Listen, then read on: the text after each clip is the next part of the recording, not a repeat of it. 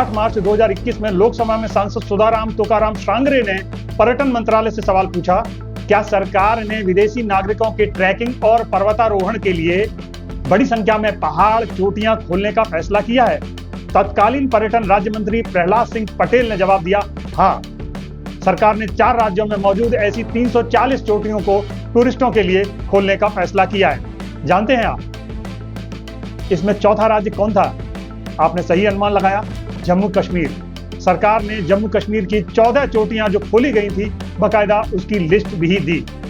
आप स्क्रीन पर इस लिस्ट को देख सकते हैं।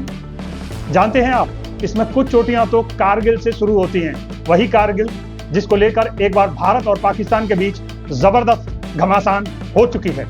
संसद में सरकार के इस जवाब के बाद आप समझ सकते हैं कि धारा 370 हटाने के बाद सब कुछ नॉर्मल दिखाने के लिए क्या क्या ऐलान किए गए होंगे। ये तो सिर्फ उसकी एक कड़ी भर है। बाद में पीआईबी की एक प्रेस रिलीज में भी इसका जिक्र मिला। पहलगाम मामले के बाद सवाल उठने लगे हैं कि सरकार जम्मू कश्मीर के टूरिस्ट स्पॉट की सुरक्षा को लेकर क्या वाकई गंभीर है? पहलगाम के पीड़ितों ने रो रो कर सरकार से यही सवाल बार बार पूछा, आपके सैनिक कहां थे? आपके पुलिसकर्मी कहां थे? कहां गई सारी सुरक्षा व्यवस्था जब ये हमला हो रहा था? कोई नहीं आया वहाँ पे 1.5 घंटा, वो जिंदा था तब तक कोई नहीं आया वहाँ पे। कोई हेल्प होती, आर्मी होती तो मेरे को बच सकता था। कोई नहीं आया वहाँ पे, कोई नहीं आया।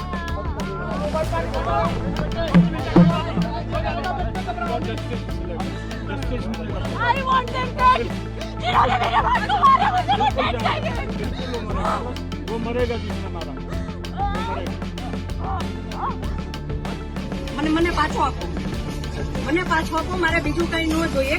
આજ પછી કોઈ દિવસ કોઈ વોટ જ નહીં કરતા। જો આપણી ગવર્મેન્ટને પોતાની સુવિધા રાખવી છે, તમારા પાછળ કેટલા વીઆઈપી હોય છે, કેટલી ગાડીઓ હોય છે, તમારો જીવ છે, આ ટેક્સ પે કરે છે એનો જીવ નથી।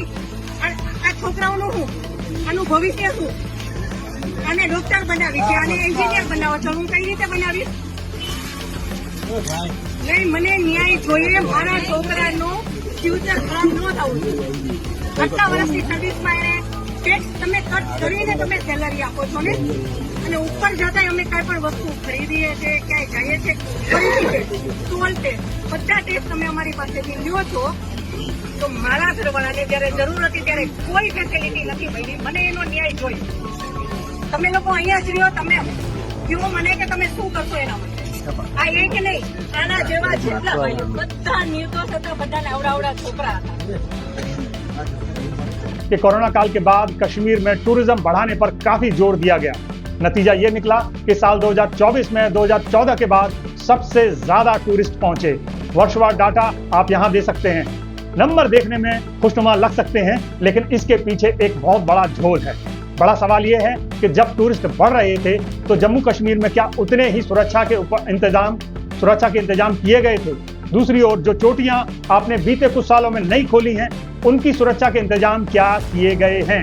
अब ये सवाल उठना लाजमी है। और अगर इसी तरह किए गए हैं तो जैसा कि पहलगाम में है, तो वास्तव में गंभीर चिंता का विषय है। आगे बढ़ने से पहले हमें जान लेना चाहिए कि कश्मीर में हमेशा से भारी संख्या में सुरक्षा बल तैनात रहे हैं। इसमें सेना, केंद्रीय सुरक्षा बल और जम्मू कश्मीर पुलिस शामिल हैं। इस इलाके की संवेदनशीलता को देखते हुए यहाँ सुरक्षा हमेशा पहली शर्त रही है। यही मोदी सरकार फेल हो गई। उसने टूरिज्म पर तो जोर दिया, लेकिन सुरक्षा की तैयारी उतनी बेहतर नहीं कर सकी, जिसका खामियाजा यहाँ टूरिस्टों ने अपनी जान देकर चुकाया। बड़ा सवाल यही है कि कश्मीर में टूरिज्म क्या बिना पर्याप्त सुरक्षा के संभव है? उत्तर साथियों हम सबको पता है, लेकिन सरकार इस पहली शर्त को कैसे भूल गई, ये सवाल बना रहेगा। नमस्कार।